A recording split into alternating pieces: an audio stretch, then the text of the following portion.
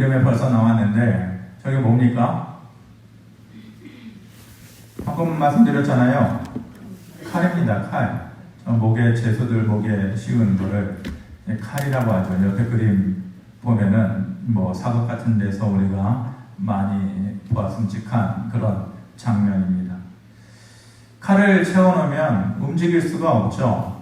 일반 범죄자들은 뭐 10kg, 유배범은 한 12kg 정도 되고 사형수는 칼의 무게가 한 15kg 정도 된다고 합니다. 그러니까 15kg 정도 되는 그리고 한 1m 72 넘는 이 칼을 목에 차고 있으면은 움직일 수가 없죠. 완전히 결박되어져 있는 자유롭지 못한 그러한 죄수인 몸을 가지고 살아가는 인생이 되는 것입니다. 얼마 전에 그 시골 같은 길을 이렇게 가족들이랑 같이 차로 가는데 제가 강아지를 좋아하다 보니까 지나가는데 강아지는 아니고 이제 성견이니까 개가 이제 한 마리 이렇게 있는 거예요. 가만히 보니까 이쁘게 생겼고 뭐라도 주고 싶은 마음에 육포 비슷한 거를 던져줬단 말입니다. 근데 시골 개니까 무서워요. 가까이 가면은 또 어떻게 될지 모르니까 가까이 가지 못하고 그냥 멀리서 차에서 이렇게 던져줬단 말입니다. 그런데 이 개가 목줄이 묶여져 있었어요. 바로 목줄 한 20cm, 30cm 앞에 떨어진 거예요. 그러니까 이 개가 그것을 먹지 못하여서 다시 그것을 가까이 가서 던져준 일이 있는데 우리가 뭐라고 얘기해요? 개팔자, 상팔자다 그러죠. 뭐 뜨뜻하면서 이제 추운 겨울이면 좀 걱정이 되긴 하지만은 배 깔고 누워가지고 주인 주는 음식 먹고 그래서 걱정 없이 살아간다 해가지고 뭐라고 얘기해요? 개팔자, 상팔자다. 야, 부럽다 이렇게 하지만 아무리 그래도 그것이 살아가는 삶은 목줄이 걸려있는 그 거리만큼 그게 다예요. 그 삶이 그게 한계고 아쉬움이죠. 목줄이 걸려있는 그 반경만큼만 그 거리만큼만 살아가는 거예요. 아무리 개팔자 상팔자라고 해도 부러워할 것이 전혀 없는 것이. 그게 사람도 그래요. 보이진 않지만은 각자의 칼의 무게가 있고 또 목줄의 길이가 있어요. 그것이 각자가 가지고 있는 삶의 굴레이고 가지고 살아가야 하는 삶의 무게인 것이에요. 누군가는 먹고 사는 문제가 목을 재는 칼과 같은 것이고 누군가는 자식의 문제, 가족의 문제, 건강의 문제가 내 목을 죄는 목줄과 같은 것이죠. 이런 것들이 우리를 결박하는 모든 것들이 그렇게 평생을 조여오는 목줄과 같은 것을 끊는 것이 쉽지가 않아요. 우리 스스로의 힘으로 벗어나는 것이요. 그래서 누군가는 죽을 때까지 그 문제를 해결하지 못하고 아쉬운 한숨을 쉬고 이 세상을 떠나는 사람들 많지 않습니까? 과연 우리의 삶에 그런 목에 씌워지는 칼과 같은 목줄과 같은 우리를 결박하고 묶어두는 그 모든 것들로부터 우리가 벗어날 수 있을까요? 그런 능력이 우리에게 있을까요? 어떤 사람은 혹시 운이 좋으면 그런 삶을 살다가 갈 수도 있어요. 하지만 어떤 사람들은 아예 그런 것을 포기하면서 살아가는 사람들도 있어요. 오늘 말씀은 우리에게 그런 상황에 놓여있는 결박당하고 묶여있는 듯한 삶을 살아가는 너희에게 내가 무엇을 해줄 것이고 너희 삶이 어떻게 될 것이다 라는 의미로 하나님께서 우리에게 주시는 말씀이에요. 본문의 배경은 우리가 잘 알고 있는 배경이죠. 바벨론의 느부갓네살 왕 때예요. 바벨론의 느부갓네살 왕이 큰 금신상을 만들어 놓고 그 크기가 약 60규빗이었다 이렇게 얘기해요. 60규빗. 한 규빗을 보통 팔 한쪽 길이 정도로 얘기하는데 0.5m로 생각을 계산을 하면은 30m 정도가 되는 거죠. 우리 교회 천정 높이의 한 2배 정도 될 것 같아요. 그러니까 어디에서도 그 금신상을 볼 수 있는 것이죠. 명령하기를 이 금신상을 바라보고 특정한 음악 소리가, 옛날에 우리 6시 되면은 애국가 올리면은 길거리에 가다가 국기 경례 하느라고 멈춰서 그랬잖아요. 그렇듯이 특정한 음악 소리가 나면은 누구라도 금신상을 보고서 절하지 않는 사람은 활활 타는 풀무불에 던져서 죽일 것이다. 그렇게 명령을 합니다. 그런데 다니엘의 세 친구였던 사드락과 메삭과 아벳느고가 그 명령에 따르지 않아요. 유일하신 하나님을 믿는 그 믿음을 가진 우리는 그 금신상에 절하지 않고 오직 살아계신 하나님만 향하여서 우리의 마음을 다하겠다. 그런 믿음으로 하지 않는 것인데, 또 그것을 고발하는 사람이 있죠. 느부갓네살 왕에게 가가지고 여차여차 누군가는 절하지 않더이다 하니까 왕이 분노해서 그 세 친구를 부릅니다. 그런데 너무 귀하게 생각하는 사람이었어요. 그래서 기회를 주죠. 너희가 지금이라도 금신상에 절하면 내가 살려주겠다. 그런데 세 친구가 말하기를, 살아계신 하나님께서 당신의 손에서 우리를 구원하여 주실 것이고 이 어려운 상황에서도 우리의 목숨을 건져주실 것입니다. 그런데 혹시 그리하지 아니하실지라도 우리는 전혀 그럴 마음 없습니다.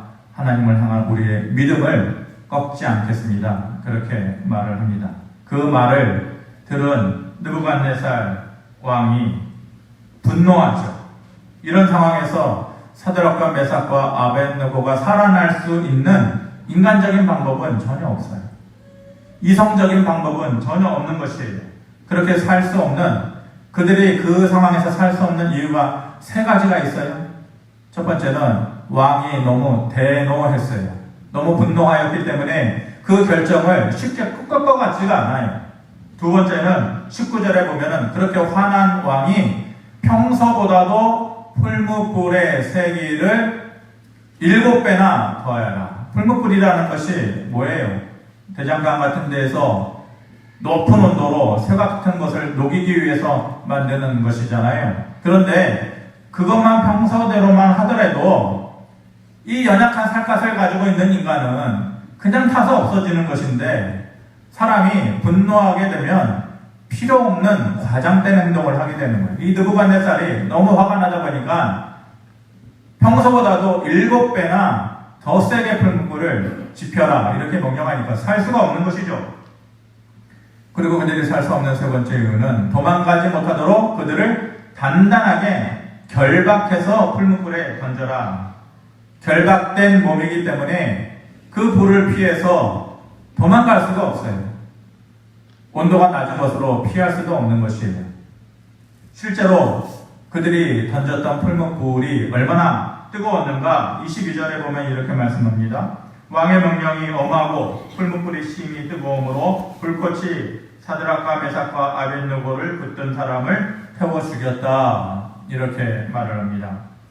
세 친구를, 그러니까 사드락과 메삭과 아벳느고를 붙들고 있는 사람이 오히려 그들이 다 타서 죽을 만큼 뜨거웠다고 하는데, 그 장면에서 그 시간에 그 순간에 하나님의 기적과 같은 손길이 나타나는 것이죠. 그들을 풀무불에 던져 넣자마자 그 곁에 있었던, 붙들고 있었던 사람들은 다 타서 죽을 정도였는데 사드락과 메삭과 아벳느고는 타서 죽지 않은 것이에요. 그리고 왕이 그때에 일어난 두 가지 사실에 대해서 놀랐다라고 말씀을 해요. 첫 번째 놀란 이유는 불 가운데에 던진 사람은 분명히 세 사람이잖아요. 사드락, 메삭, 아벳느고. 그런데 불 가운데에 던져놓고 보니, 확인해 보니 그 가운데에 네 사람이 있었다라는 거예요. 25절에 이렇게 얘기합니다. 같이 한번 봅니다. 시작. 왕이 또 말하여 이르되 내가 보니 결박되지 아니한 네 사람이 불 가운데로 다니는데 상하지도 아니하였고 그 넷째의 모양은 신들의 아들과 같도다 하고, 분명히 세 사람 던져 넣었는데 불꽃 가운데 보니까 네 사람이 다녀요. 첫 번째는 그것 때문에 놀랐고, 두 번째는 그들이 결박되지 않은 상태로 불 가운데로 이리저리 다니고 있었다는 것이죠. 분명히 20절에도 그렇게 얘기했고 23절에도 그렇게 얘기하잖아요. 결박하여서 결박된 채로 이렇게 얘기했는데, 그 결박이 하나님을 전적으로 의지하는 이 세 사람을 상황적으로나 환경적으로 묶어놓을 수 없도록 하나님께서 그 순간에 특별히 그들을 지켜 보호하셨던 것입니다. 그리고 그들을 어떠한 상태로 구원해 내셨다라고 말씀하십니까? 27절에 이렇게 얘기합니다. 총독과 지사와 행정관과 왕의 모사들이 모여 이 사람들을 본즉 불이 능히 그들의 몸을 해하지 못하였고 머리털도 그을리지 아니하였고 겉옷빛도 변하지 아니하였고 불탄 냄새도 없었더라. 이렇게 말씀합니다. 하나님께서 그들을 어떤 상태로 구원해 내셨어요? 불이 그들을 해하지 못하게 하셨어요. 전혀 그을리지도 않게 하셨고 심지어는 불탄 냄새도 하나도 맡을 수 없도록 그렇게 만들어 놓으신 것이에요. 그런 모습을 보고 느부갓네살이 놀라가지고 이렇게 얘기합니다. 느부갓네살이 말하여 이르되 사드락과 메삭과 아벳느고의 하나님을 찬송할지로다. 그 하나님 밖에는 다른 신을 섬기지 아니하며 그에게 절하지 아니한 종들을 구원하셨도다. 오히려 그들을 죽이려고 불뭇불에 던졌던 사람인데, 미운 마음으로 분노한 마음으로 그들을 불뭇불에 던졌던 사람인데 그 사람의 입에서 나온 말이에요. 그러니까 이 말은 진심 어린 말이에요. 진실된 말이에요. 구태여 그 사드락과 메삭과 아벳느고가 이 일은 하나님께서 구원하시기 위해서 우리를 위해서 하신 일이다 라고 말하지 않아도 믿지 않는 사람의 입에서 그 말이 나오는 것이에요. 하나님이 그들을 사랑하셔서 이 일은 하신 일이다. 저는 저와 여러분들의 삶 가운데에 주변 사람들의 입에서 이런 말들이 여러분들의 귀에 들려지기를 바랍니다. 주변 사람들이 부러워할 만한, 그리고 자랑하게 될 만한 일들이 여러분들에게 더 많이 있게 되어지기를. 새벽에 강대상에 앉아서 여러분들이 써주신, 올해는 작년에 코로나 때문에 우리가 못했지만 그 직전에 여러분들이 써주셨던 기도 제목 한 장씩 한 장씩 넘길 때마다 이 일이 이 사람에게는 이렇게 있어주기를, 그리고 이 가정에는 이런 일이 있어지기를, 그래서 제발 부디 그 주변에 있는 믿음 없는 사람들이 이들을 좀 부러워하고 또 자랑할 만한, 믿지 않는 사람들의 입에서 그들을 칭송할 만한 일이 있어지기를 그 마음으로 기도를 합니다. 한 걸음 더 나아가서 여러분들이 그런 삶을 경험하기를 바라고, 거기서 한 걸음 더 나아가서 여러분들의 입에서 나오는 말이 이런 말이기를 바라요. 그리 아니하실지라도 하나님께서 행여 내 뜻대로, 내가 계획한 대로, 내가 원하는 대로, 내가 원하는 시간에, 내가 원하는 방법대로 하지 않는다 할지라도, 그리 아니하실지라도 나를 향한 하나님의 사랑과 그 구원의 손길을 향한 내 마음은 변하지 않습니다. 그렇게 말할 수 있는 여러분들의 모습이, 여러분들의 믿음이 되어지기를 바랍니다. 믿음의 유아기를 지나야 돼요. 유아기 때는 아무것도 모르죠. 그냥 다 해주고 다 먹여주는 거예요. 하지만 믿음의 유아기 때를 지나고 믿음의 어른은 될 수 없다 할지라도, 우리의 믿음이 믿음의 성인은 될 수 없다 할지라도 유아기를 지나면은 청소년기가 되잖아요. 청소년기가 되면 완전히 철들지 않지만 그래도 뭔가를 깨달을 줄 아는 마음이 되는, 느낄 줄 아는 마음이 돼요.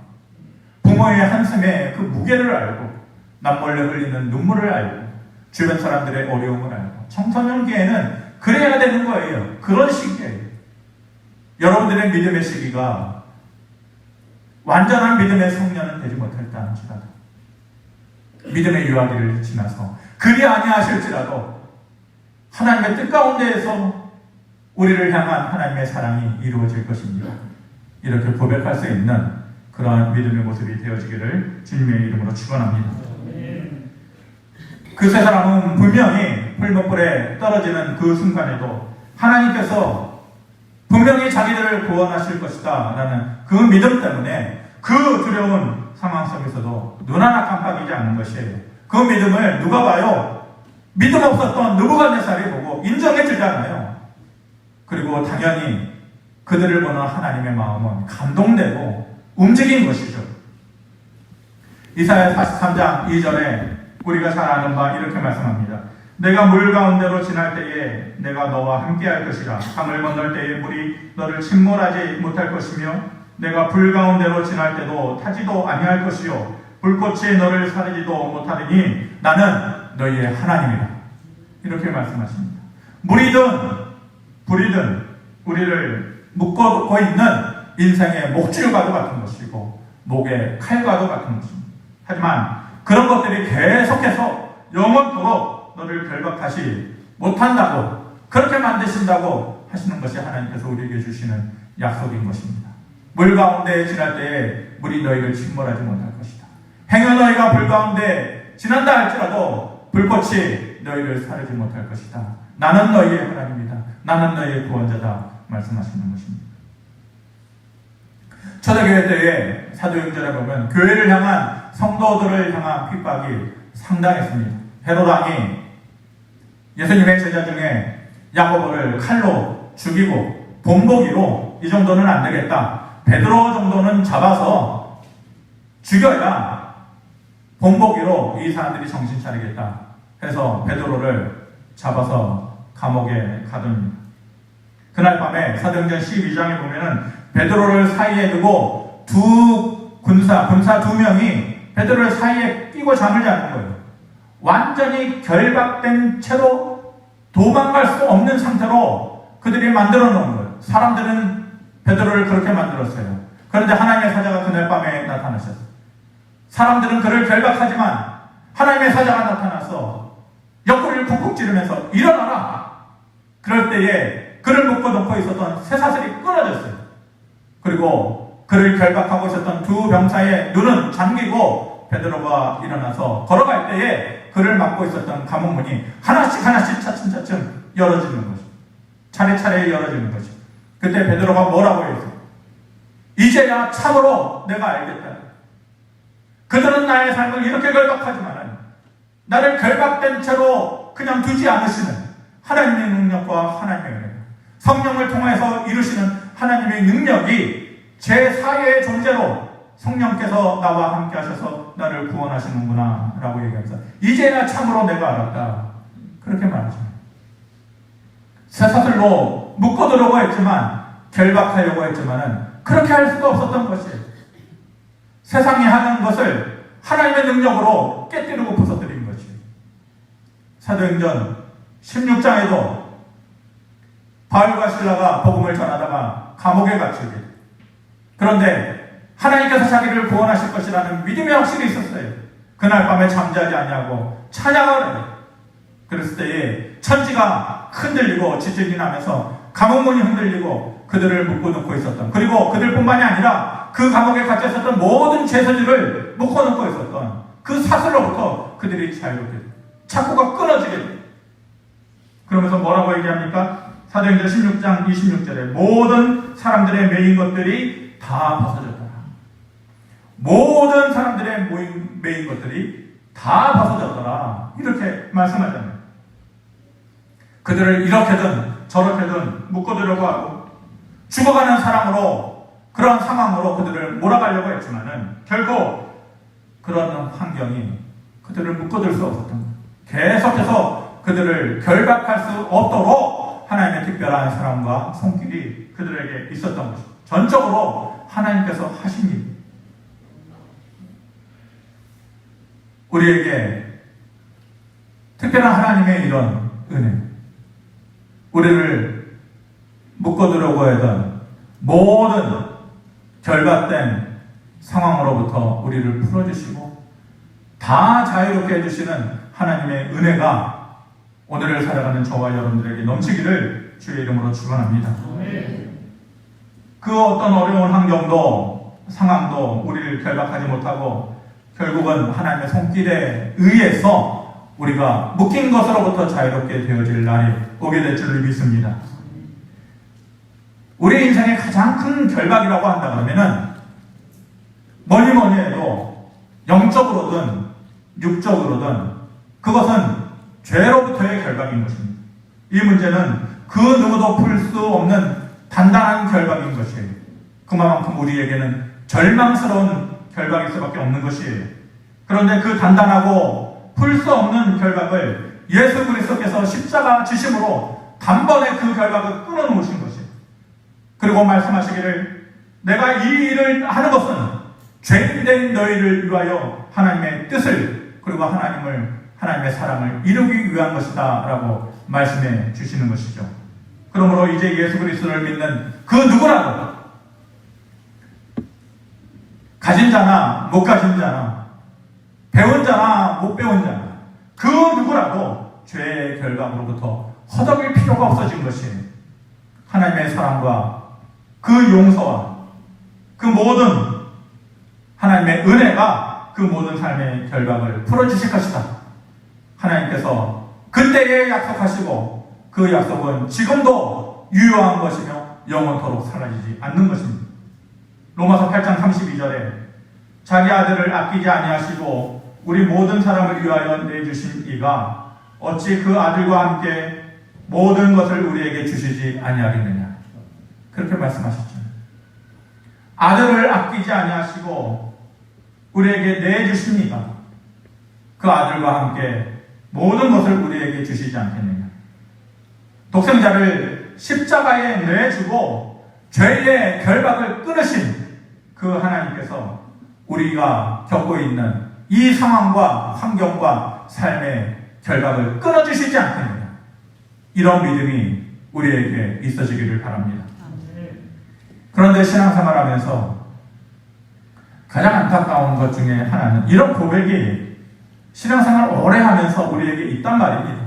물론 없기도 하지만 오래 신앙생활을 하고 기도생활을 한 사람에게는 이런 고백이 있는데 고백까지는 있는데 그것이 삶의 결과로 나타나지 않고 삶의 열매로 나타나지 않는 것을 보면 안타까워요.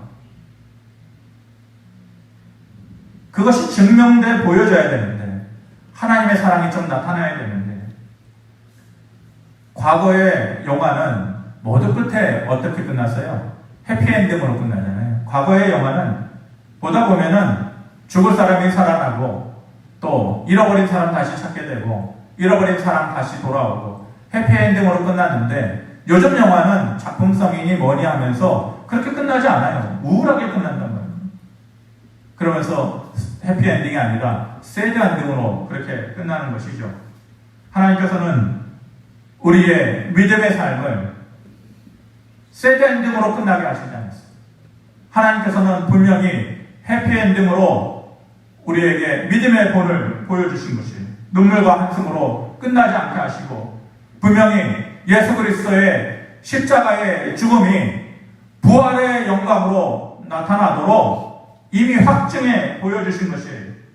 그러면서 성도의 삶도 그렇게 될 것이다. 너희의 삶이 어떤 이유에서든 새드 엔딩이 아니라 해피 엔딩이 될 것이다 라고 하나님께서 약속을 해 주신 것이에요. 이 말씀을 우리가 의지하고 그 말씀을 붙잡고 지금 현재의 어떠한 어려움과 두려움이 있든지 간에 그것을 이기고 해결함을 받는 그런 은혜가 저와 여러분들에게 있기를 바랍니다. 최종적으로 우리의 삶도 그렇게 될 수 있다라고 하는 보증수표와 같은 것을 하나님께서 주셨어요. 그냥 말씀만 하신 것이 아니라 그렇게 된다라고 하는 보증수표를 우리에게 주신 것이 있어요. 25절의 말씀 다시 우리 한번 읽어보겠습니다. 시작. 왕이 또 말하여 이르되 내가 보니 결박되지 아니한 네 사람이 불 가운데로 다니는데 상하지도 아니하였고 그 넷째의 모양은 신들의 아들과 같도다. 이렇게 말씀합니다. 아무리 세상이 우리를 이런저런 모양으로 결박을 한다 할지라도 끝내 우리를 묶어둘 수 없었던 것은 우리에게도 우리와 함께 하시는 네 번째 존재가 있기 때문이다. 세 사람을 풀무불에 던져 넣었는데 왜 네 사람이냐? 그 네 번째 사람이 누구냐? 그 네 번째 존재가 바로 보혜사 성령인 것이죠. 요한복음 14장 16절에 이렇게 말씀하셨습니다. 내가 아버지께 구하겠으니 그가 또 다른 보혜사를 너희에게 주사 영원토록 너희와 함께 있게 하리니 내가 너희를 고아와 같이 버려두지 아니하고 너희에게로 오리라. 이렇게 말씀해 주셨습니다.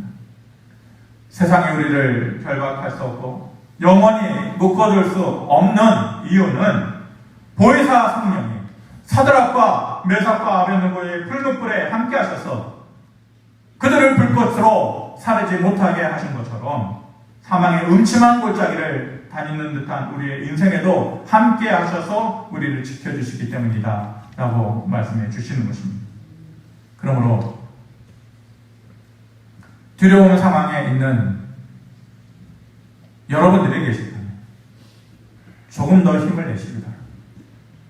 어려운 상황에서 눈물 짓고 있는 분들이 계시다면 다시 한번 희망의 자리로, 은혜의 자리로 나아갈 수 있음을 기대하고 다시 한번 믿음의 끈을 붙잡으시기를 바랍니다. 보혜사 성령이라는 말 헬라어로 파라클레토스, 앞에 보이듯이 파라라는 말은 두 단어가 합해져서 말입니다. 파라라는 말은 함께라는 말, 곁에서라는, 클레토스라는 말은 도와주다, 위로하다, 격려하다, 때로는 너를 대신해서 변호해주다, 이런. 우리에게 함께 하시는 제4의 존재, 그 성령님이 어떤 존재냐? 너희 곁에 계십니다. 저는 이 파라라는 말이 너무 좋아요. 내 곁에서 나와 함께 하시는 그분이 때로는 나를 위로해주고 때로는 내 무거운 어깨 위에 손을 얹어주고 때로는 주저앉아 있는 내 무릎을 이렇게 세워주고 그 역할을 하시는 분이 바로 파라클레토스, 우리의 성령님이라는 것입니다. 그 성령님이 다니엘과 사드락과 메삭과 아벳느고의 그 풀무불에만 있는 것이 아니라 결박당한 것처럼 살아가는 오늘의 우리의 모습에도 파라클레토스 되시는 성령님께서 우리와 함께 하시는 것입니다. 그 믿음을 가지고 다시 한번 우리가 이 어려운 상황 가운데서, 눈물 짓는 상황 가운데서 힘을 내고 그 믿음으로 다시 한번 승리하는 삶이 되어지기를 바랍니다. 새벽 예배 때 202장 찬양 후렴 부분에 이 부분을 부르는데 마음이 먹먹했습니다. 주께서 나를 사랑하니 즐겁고도 즐겁도다. 주께서 나를 사랑하니 나는 참 기쁘다.